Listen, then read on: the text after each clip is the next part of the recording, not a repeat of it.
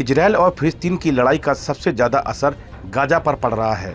Gaza में हालात दिन प्रतिदिन खराब हो रहे हैं। इजरायली हमलों के खिलाफ गाजा में लोगों का आक्रोश बढ़ रहा है। स्थानीय लोग अब आतंकी राज कायम करने वाले फिलिस्तीनी चरमपंथी संगठन हमास के खिलाफ सड़कों पर उतरने लगे हैं। हमास से त्रस्त गाजा के लोग अब बगावत के मूड में आ गए हैं और इसकी शुरुआत भी कर दी है। गाजा के सैकड़ों नागरिकों ने उत्तरी शहर बेत लाहिया में हमास के खिलाफ सफ़ेद झंडे लेकर मार्च किया। इस दौरान हमास के शासन को खत्म करने की भी मांग की गई। यहां तक कि इजरायली बंधकों को भी सौंपने की मांग की गई। गाजा में अक्टूबर 2023 में इजरायल के सैन्य अभियान के बाद पहली बार इस तरह का प्रदर्शन हुआ है। इजरायली मीडिया की रिपोर्ट के अनुसार हमास के खिलाफ यह विरोध प्रदर्शन गाजा पट्टी के उत्तरी भाग में इंडोनेशियाई अस्पताल के सामने हुआ। इस दौरान प्रदर्शनकारियों ने कतर की सरकार से फंडेड एक न्यूज चैनल को भी निशाने पर लिया। एक प्रदर्शनकारी ने कहा कि लोग मीडिया से इन घटनाओं को कवर करने की मांग कर रहे हैं, आज़ादी की मांग कर रहे हैं। वे गाजा के खिलाफ दुश्मनी को रोकने की मांग कर रहे हैं। वे शांति और इस युद्ध को समाप्त करने की मांग कर रहे हैं। एक शख्स ने आरोप लगाया कि प्रेस घटनाओं को कवर न करने के लिए अस्पताल घुस गया। इस दौरान प्रदर्शनकारियों ने बाहर निकलो, हमास बाहर निकलो और हम जीना चाहते हैं के नारे लगाए। प्रदर्शनकारियों ने अपने हाथ में बैनर पकड़े थे जिस पर हम मुर्दा नहीं बनना चाहते, युद्ध बंद करो जैसे नारे शामिल थे। एक अन्य वीडियो में सैकड़ों प्रदर्शनकारी बेत लाहिया की सड़कों पर चलते हुए दिखाया गया। इस दौरान कैमरामैन को यह कहते हुए सुना जा सकता है, बड़ी भीड़ अब हमास के शासन के खिलाफ विरोध कर रही है।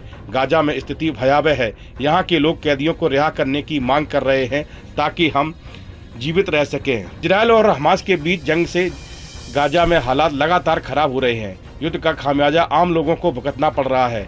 भीषण बमबारी और धमाकों से गाजा में मानवीय संकट गहराता जा रहा है। हालत ऐसी है कि आम लोगों को बुनियादी सुविधाओं के लिए दर दर भटकना पड़ रहा है। वहां कोई मानवीय सहायता नहीं पहुंच पा रही है।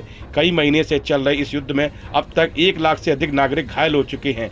50,000 से अधिक फिलिस्तीनियों की मौत हो चुकी है। संघर्ष विराम तोड़ने के बाद इजरायल दोबारा मनमानी पर उतर आया है। उसने ताबड़तोड़ हवाई हमले कर गाजा को फिर से दहला दिया है। इसका खामियाजा उन हजारों फिलिस्तीनी नागरिकों को भुगतना पड़ रहा है जो शरणार्थी शिविरों, अस्पतालों या धार्मिक स्थलों में शरण लिए हुए हैं।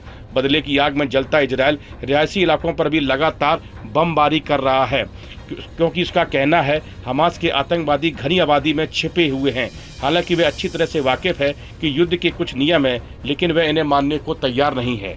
इजरायल हमास के आतंकवादियों को मार गिराने के लिए लगातार इमारतों, विद्यालयों और शरणार्थी शिविरों को निशाना बना रहा है। बीते रविवार को भी दक्षिणी गाजा के सबसे बड़े अस्पताल पर हमला कर इजरायल ने स्पष्ट कर दिया कि उसे मानवता से कोई लेना देना नहीं है, ना ही वह कोई नियम मानेगा। हैरत की बात यह है कि इस मनमानी के खिलाफ दुनिया के ज़्यादातर देश चुप हैं। अमेरिका ने उसे पहले ही छूट दे रखी है। नतीजा यह है कि भोजन, पानी और दवाओं के अभाव में फिलिस्तीनी नागरिक रोज मर रहे हैं। हमास की आतंकी घटनाओं का खामियाजा आम लोगों को अपनी जान देकर भुगतना पड़ रहा है, जो किसी भी सूरत में जायज नहीं है। आखिर इस युद्ध में बेकसूरों की जान कब तक जाती रहेगी, यह बड़ा सवाल है।